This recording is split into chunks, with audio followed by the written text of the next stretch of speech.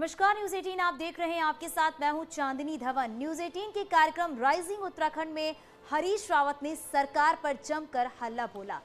आखिरी बाजी कार्यक्रम में हरीश रावत ने 2022 का प्लान भी बताया। वहीं महंगाई समेत कई मुद्दों को लेकर सरकार को भी घेरा।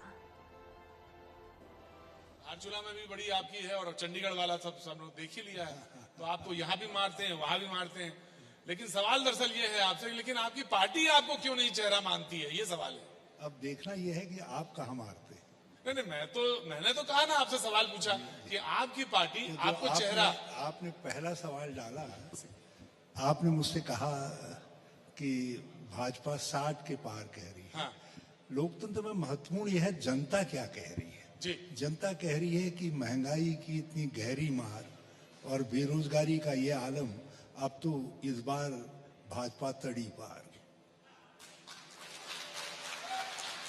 अब देखना है, लोकतंत्र में तो जनता जीतती है, मगर देखते हैं क्या होता है। तो चेहरा कौन होगा इस बार? आपने पार्टी से बार बार आप कहते हैं, तो वो जो मेरा सवाल था कि चेहरा इस बार कौन होगा, ये तय होना चाहिए। चेहरा इस बार हमारा उभरता हुआ उत्तराखंड होगा, क्योंकि 2022 के उत्तराखंड की जो हमारी कल्पना है, जहां 2022 से 2027 तक हम उत्तराखंड को लेकर के जाएंगे, हम उसी को अपना चेहरा मानकर पूरी ताकत से आगे बढ़ेंगे। मोटे तौर पे कि जब किया नहीं तो फिर डरना नहीं, और डरने की कोई बात नहीं। लेकिन फिर आप बार बार ये क्यों कहते हैं कि ये जो बीजेपी है, इसका जो आप कहते हैं कि जो सीबीआई है वो मुझे कभी भी गिरफ्तार कर लेगी, मुझे कभी भी डराते हैं, इस बात की बात क्यों कहते हैं? जब आपको कोई आपने किया ही नहीं कुछ, तो आपको डर क्यों लगता है? देखिए, कभी कभी डर जो है जाल भी हो सकता है। मैं एक बात जानता हूँ। हाँ। जैसे ही मुझ पर हाथ डालेंगे तो ये चुनाव का फैसला उसी दिन हो जाएगा। यदि मेरे पर हाथ डालने से कांग्रेस उत्तराखंड के अंदर सरलता से 60 पार हो जाती है, तो इससे बढ़िया मेरे लिए क्या सौभाग्य हो सकता है। तो मैं तो दावत दे रहा हूँ कि हिम्मत करिए, आइए हिम्मत करिए। बार बार ये कहा जा रहा है कि मैं उत्तराखंड में घूम रहा था, कुमाऊं में इलाके में था मैं। उस कुमाऊं के इलाके में जहां जाता था, किसी से परिचय पूछो तो परिचय ज्यादा है व्यक्ति का, अपना नाम छोटा है। और उसमें एक बात बार बार निकल के आ रही थी कि ऐसे में जब आपने कह दिया कि विधान परिषद भी बनाएंगे, टेक्निकली बड़ी मुश्किल है उसको लाना, तो ये फिर इतने नेता, उसके बाद भी और जरूरत है विधान परिषद की। देखिए, हमने जितना छोटा राज्य होता है उसको और रिप्रेजेंटेटिव कैरेक्टर देना स्थायित्व के लिए बहुत आवश्यक होता है। और मैं समझता हूँ ये फॉर्मूला जो हमने 2002 में दिया था अपने घोषणा पत्र में, जी, उस फॉर्मूले पर फिर से विचार करना चाहिए। और उत्तराखंड में राजनीतिक स्थायित्व के लिए, जिस अस्थायित्व की हमको बड़ी कीमत अदा करनी पड़ी है उत्तराखंड को, तो स्थायित्व लाने के लिए विधान परिषद एक तरीका हो सकता है, जिस पर एक सर्वपक्षी विचार। तो मैंने ये विचार के लिए बात उठा दी है, और उस पर यदि राज्यव्यापी विमर्श होता है और राज्य का समर्थन मिलता है, तो इससे बेहतर और कुछ नहीं हो सकता। लेकिन ये मेरी सोच है, ये कोई अभी पार्टी की सोच नहीं है। जी बिल्कुल।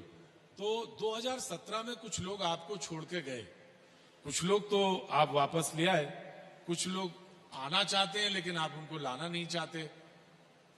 सुना, लोगों ने कहा कि अगर मैं वहां चला जाऊंगा तो हरीश रावत जी का मुश्किल में पड़ जाएंगे, इसलिए आप भी ये जानते हैं, इसलिए आप उनको वहीं रोके हुए हैं, और आना चाहते हैं, आप उनको आने नहीं दे रहे हैं। देखिए, आजकल हमारे जो पहलवान उधर गए हैं, जी, भाजपा के पेट में उन्होंने ऐसी मरोड़ पैदा की है कि 3 मुख्यमंत्री ले आए, अब भी मरोड़ दूर नहीं हुई है। उनको बदहजमी के शिकार है, वो बदहजमी के शिकार हैं। उनके पेट में जबरदस्त मरोड़ है इस समय, और वो मरोड़ हमारे इन्हीं पहलवानों के कारण है। तो जब हमने ऐसे विशेषज्ञ भाजपा में दिए हैं, तो उन विशेषज्ञों को अभी वापस लेने का समय नहीं आया है। भाजपा को कुछ और पस्त होने दीजिए, उसके बाद फिर देखेंगे, विचार करेंगे। नहीं, यशपाल आर्या जी को तो आप ले आए और वो आपने फैसला ले लिया, लेकिन कुछ और आना चाहते हैं, उनको आप आने नहीं देना चाहते। देखिए, यशपाल आर्या उजाड़ू बल्द नहीं थे, वो पार्टी को धोखा दे करके नहीं गए। हम उनकी एक बात को नहीं मान पाए, तो जो बाकी गए जो आना चाहते थे, उन्होंने पार्टी को धोखा दिया। नहीं, ये पार्टी को गिराने के लिए गए, इन्होंने दल बदल किया। इनको खरीदा गया वो हरे हरे घास दिखा करके जो है, तो इसलिए इनकी संज्ञा ही, आप यदि उजाड़ू बल्द कहेंगे तो लोग अपने आप ताली बजा देंगे, लोग जानते हैं कौन उजाड़ू बल्द है। एक तरफ आप जो बात कह रहे हैं कि बेरोजगारी है, एक तरफ आप बात जो कह रहे हैं कि अस्पतालों को, सड़क को लेकर, दूसरी तरफ वो जो कह रहे हैं कि हमने बदला है और हमने उत्तराखंड को बदल के दिखाया है, और इस बदलते हुए उत्तराखंड में अगर आगे बढ़ना है तो हम ही को लाना है।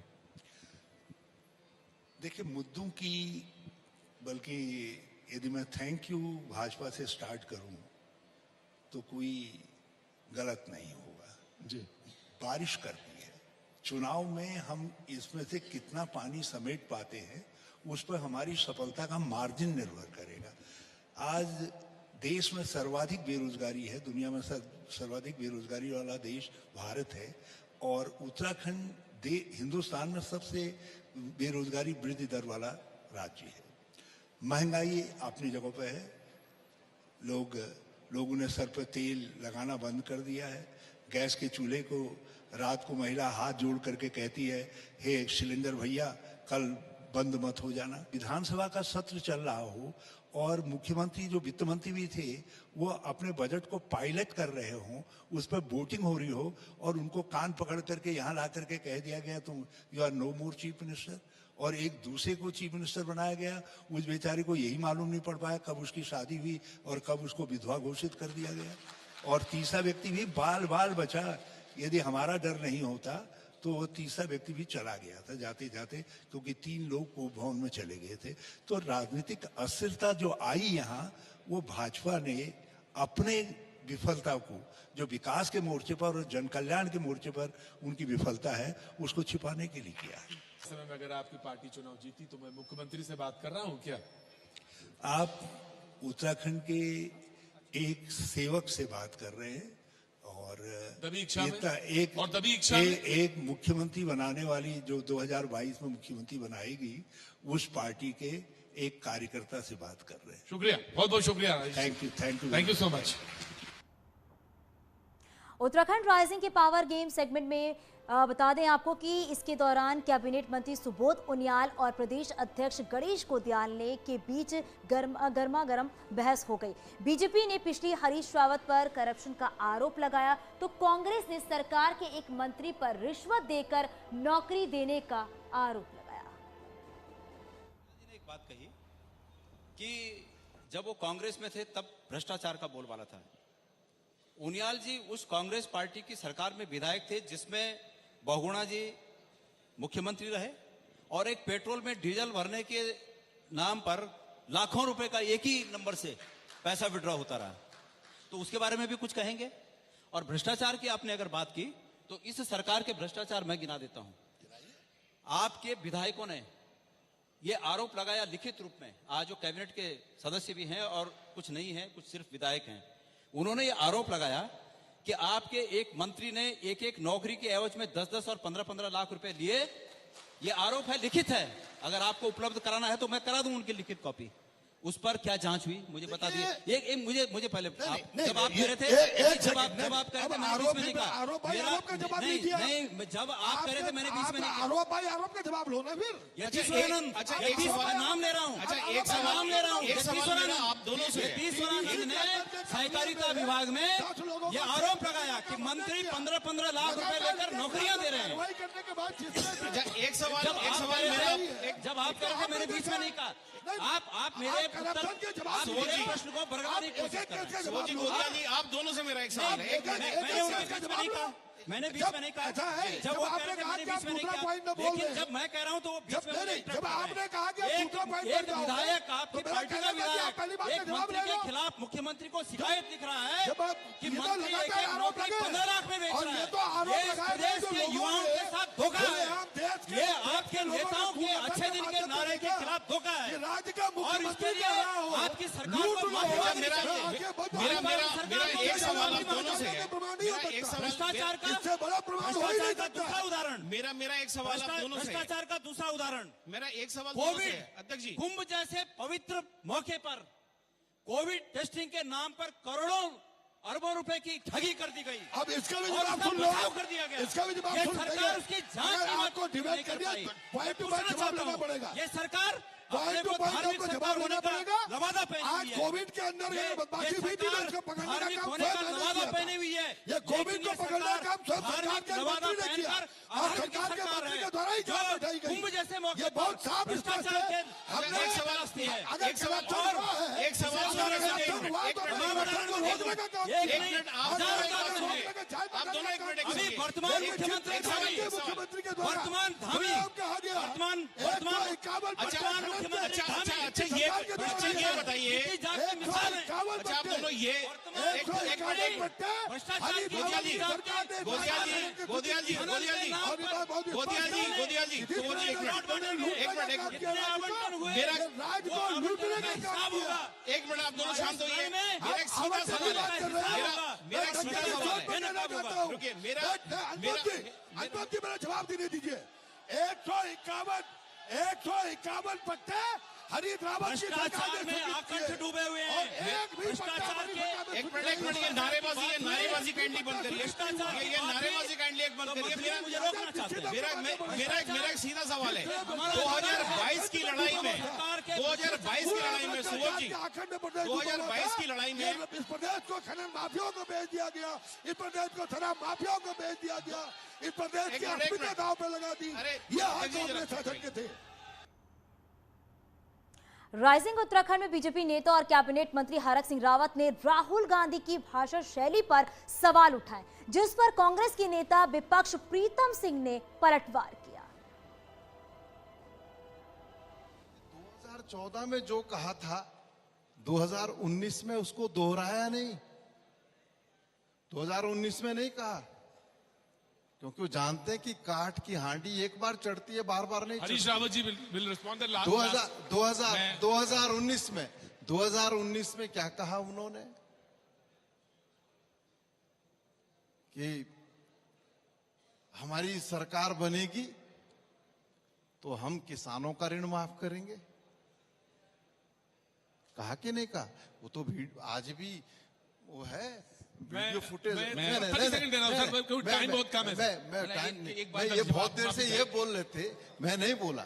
मैं इसलिए आपको देखिए, जब कोई किसी की लीडरशिप पे प्रश्न उठता है तो निश्चित रूप से मैं कदापि उचित नहीं समझता था कि इन्होंने जब कह दिया और इन्होंने कहा कि, तो मैंने उसका जिक्र किया कि इन्हें राहुल गांधी कब कब अच्छे लगे और कब कब इनको मोदी अच्छे तो ये लगे। इनका कहना है कि आपको नेता मौसम के हिसाब से अच्छे लगते हैं। देखिए, मैं एक बात मैं पूरी बात कर दूं। 2019 में जो कहा क्या उसको पूरा क्या? बहुत हुई महंगाई की मार, अब की बार भाजपा सरकार। सही चीज बताइए, महंगाई कम हुई? किसानों की ऋण माफी की बात हुई? 3 काले कानून थोपने का काम क्या? और ये रोल बैक की सरकार है, चाहे केंद्र के अंदर हो चाहे राज्य के अंदर हो। 3 कृषि जो बिल थे उसके बारे में देश के प्रधानमंत्री कहते थे कि ये किसानों के हितों को संरक्षित करने वाले बिल है, ये कभी वापस नहीं होंगे। लेकिन 5 राज्यों के चुनाव में रोल बैक करने के लिए मजबूर कर दिया। मैं सिर्फ एक जवाब दे रहा हूं। प्रीतम जी को मैं याद दिलाना चाहता हूं, मैं लीडर ऑपोजिशन था, अकेता होटल में राहुल गांधी जी आए थे, कार्यक्रम था। आप ताजुब करेंगे, धवन जी ने तो उनकी तारीफ की मंच से, यशपाल आर्य जी ने तारीफ के पुल बांधे, और मैंने राहुल गांधी के सामने मंच से कह दिया, उस दिन लग रहा था सारे कांग्रेसों सांप सूंघ गया हो और मुझे पार्टी से निकाल दिया जाएगा। मैंने मंच से कह दिया राहुल गांधी जी को, आपको याद होगा, बोला कि राहुल जी, मुझे और मुझ जैसे लाखों लोगों को आपका पार्लियामेंट का भाषण पसंद नहीं आया। आप सोच सकते हैं, कांग्रेस में रहते हुए, लीडर ऑपोजिशन रहते हुए, राहुल गांधी की मौजूदगी में मैंने राहुल गांधी जी से कह दिया कि मुझे आपका भाषण पसंद नहीं आया पार्लियामेंट में। मैं एक बात कह रहा हूं कि अगर देखिए, मुद्दों की बात नहीं कर रहा हूं, आज भाजपा 300 पार्लियामेंट सीट के साथ केंद्र में बनी है। आज मैं मुद्दे गिनाने लगूंगा ना, 370 समाप्त करना, यह उत्तराखंड देवभूमि है, राष्ट्रवाद की भूमि है, सैनिकों की भूमि है। हमने कश्मीर के मुद्दे पर उत्तराखंड के हर परिवार ने एक जवान को अपने, किसी ने पति को खोया, किसी ने बेटे को खोया, एक सैनिक के रूप में। आज 370 समाप्त हुई। लोग कहते थे 370 धारा समाप्त होगी, देश के अंदर गृह युद्ध हो जाएगा, बाहर के देश पे आक्रमण कर लेंगे। धारा 370 समाप्त हुई, चूं नहीं हुआ, चूं नहीं हुआ। आज देश कश्मीर से लेकर कन्याकुमारी तक, बहुत बहुत शुक्रिया सर। कश्मीर से लेकर कन्याकुमारी तक देश एकता के सूत्र में बंध गया है आज। तो ये राष्ट्रवाद अंतर्राष्ट्रीय मंच पर चाइना की हिम्मत नहीं हुई, पाकिस्तान की हिम्मत नहीं है आज भारत की तरफ देखने की। ये जो आयरन, ये जो लौह पुरुष के रूप में देश की सरकार आज हिंदुस्तान को पूरे देश के अंदर, दुनिया के अंदर मान सम्मान दिलाने में, हमारे स्वाभिमान को जगाने में। Right sir. मैं एक बात कहना चाहता हूं, जब आप लीडर ऑफ ऑपोजिशन थे, आपने राहुल गांधी के भाषण को पसंद नहीं किया, तो आप 2012 से 17 के बीच में सरकार में क्यों रहे? ये प्रश्न उत्तराखंड के लोग। और यहाँ रुकेंगे छोटे से ब्रेक के लिए, लेकिन ब्रेक पे जाने से पहले आपको बता दें कि रात 10:30 बजे ये देखना बिल्कुल मत भूलिएगा सीएम पुष्कर धामी का धमाकेदार इंटरव्यू।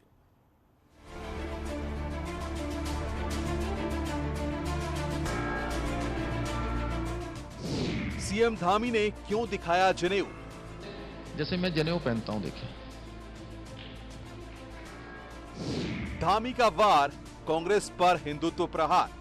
कि जो मंदिरों से भागते थे, धर्म से भागते थे, कर्म से भागते थे, वो कर्म करने पर मजबूर हैं, वो धर्म करने पर मजबूर हैं और मंदिरों में जाने के लिए मजबूर हो गए।